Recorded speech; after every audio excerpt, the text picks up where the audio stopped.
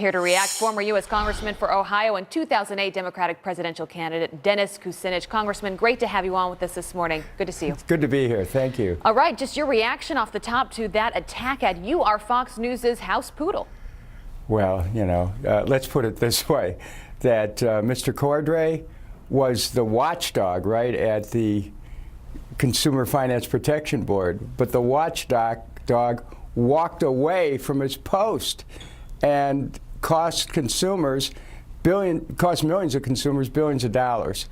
Now, I think if he's going to start making canine comparisons, we have to look at the fact that when he left his post, this watchdog left his post, he turned the keys to the Consumer Finance Protection Bureau over to the Trump administration. So, I think he has some accounting to do on that. All right, so Richard Cordray, backed by Elizabeth Warren. The primary is this coming Tuesday. It's a state that people are watching closely. The president was just there yesterday touting tax reform. What is your sense of where the Democratic Party is in the state of Ohio? Because you look at Cordray, who is backed by Elizabeth Warren, clearly with very liberal policies. What do you think is going to happen on Tuesday? Well, the surprising thing about Elizabeth Warren is that she's opposed to assault weapons in her state of Massachusetts, but apparently is for them in the state of Ohio because Mr. Cordray is full on with the NRA on that. It's kind of a contradiction there. But as far as the other issues, Democrats are going to have to give the people a real choice, whether it's unemployment or a full employment economy, or rising student debt, or free college, for-profit health care, or not-for-profit health care, fracking or clean water, assault weapons, or a ban on assault weapons. So I'm trying to help the Democratic Party define itself so it can win in November, because otherwise it's just going to be the same old, same old.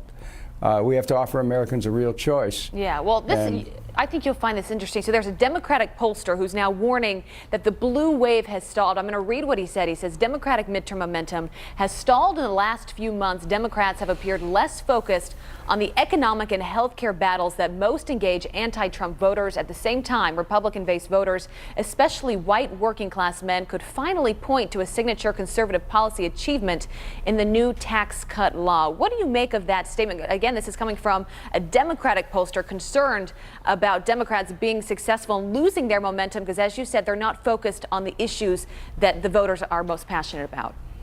Well, I will tell you, it's not just white folks, it's black folks who are concerned about the economic issues here. And if we're going to win, we have to turn out working people, whatever their color, and to respond to their practical aspirations for good paying jobs, for not just better wages, but for benefits.